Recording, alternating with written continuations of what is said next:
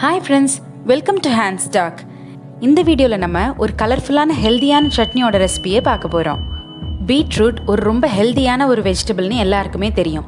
பீட்ரூட்டில் iron content நிறையா இருக்கிறதுனால haemoglobin count increase பண்ணுறதுக்கு ஹெல்ப் பண்ணுது. ப்ரெக்னென்ட் விமன் பீட்ரூட்டை ரெகுலராக அவங்களோட டயட்டில் சேர்த்துக்கிறது ரொம்ப நல்லது. இதில் இருக்கிற ஃபாலிக் ஆசிட் பேபியோட க்ரோத்துக்கு ரொம்பவே ஹெல்ப்ஃபுல்லாக இருக்கும்.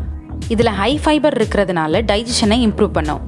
பீட்ரூட்டில் இருக்கிற ஆன்டி ஆக்சிடென்ட் சுகர் லெவலை டிக்ரீஸ் பண்ணி இன்சுலின் சென்சிட்டிவிட்டியை இன்க்ரீஸ் பண்ணுறதுக்கு ஹெல்ப் பண்ணுது.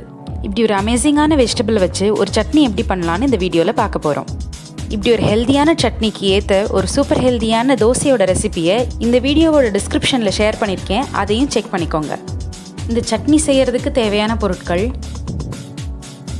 எண்ணெய் 1 டீஸ்பூன், கடுகு 1 டீஸ்பூன், உடைச்ச உளுந்து 1 டீஸ்பூன், கடலைப்பருப்பு 1 டீஸ்பூன், உப்பு தேவையான அளவு, பீட்ரூட் 1, தக்காளி 1, காஞ்ச மிளகா 3, வெள்ளைப்பூடு 4. இப்போ இதை எப்படி பண்ணுறதுன்னு பார்க்கலாம். அடுப்பில் கடாய் வச்சு கடாய் சூடானோடனே எண்ணெய் ஊற்றிக்கணும். எண்ணெய் கொஞ்சம் சூடானோடனே அதில் 1 டீஸ்பூன் கடுகு போட்டுக்கணும்.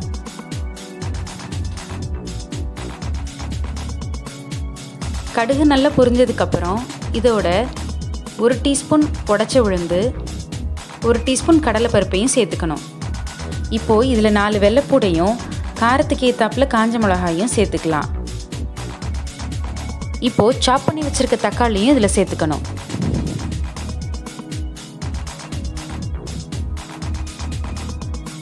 இந்த சட்னிக்கு தேவையான உப்பையும் இப்போ சேர்த்துக்கிட்டு எல்லாத்தையும் நல்லா வதக்கிக்கணும்.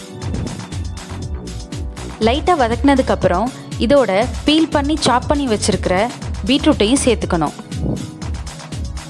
எல்லாத்தையும் சேர்த்து ஒரு 2 மினிட்ஸ் நல்லா வதக்கிக்கணும். பீட்ரூட் நல்லா குக் ஆகிறதுக்காக லைட்டாக இதில் தண்ணி சேர்த்துக்கலாம். இப்போ இதை குக் ஆகிறதுக்காக ஒரு 5 to 7 மினிட்ஸ் ஒரு மூடி போட்டு மூடி வச்சிடலாம். இந்த சட்னி செய்கிறது ரொம்பவே ஈஸி. பீட்ரூட்டை ரெகுலராக டயட்டில் சேர்த்துக்கிறதுக்கு இது சிம்பிளான ஒரு வழி. பீட்ரூட் நல்லா சாஃப்டாகிற வரைக்கும் இதை மூடி போட்டு குக் பண்ணணும்.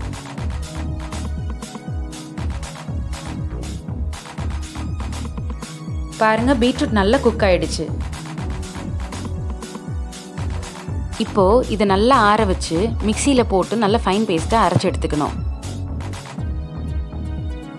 ஒரு சின்ன கடாயில் எண்ணெய் விட்டு எண்ணெய் நல்லா சூடானதுக்கப்புறம் 1 டீஸ்பூன் கடுகு, 1 டீஸ்பூன் உடைச்ச உளுந்து, கொஞ்சம் கருவேப்பிலை போட்டு தாளிச்சிக்கிட்டு இந்த அரைச்சி வச்ச சட்னியில் சேர்த்துக்கிட்டா ரொம்ப டேஸ்டியான ஹெல்தியான பீட்ரூட் சட்னி ரெடி.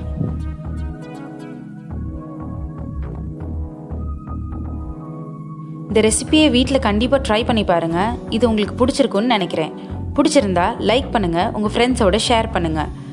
இது மாதிரி இன்னும் நிறைய வீடியோஸ்க்கு என் சேனலை சப்ஸ்கிரைப் பண்ணாமல் இருந்தால் சப்ஸ்கிரைப் பண்ணுங்கள். தேங்க்யூ.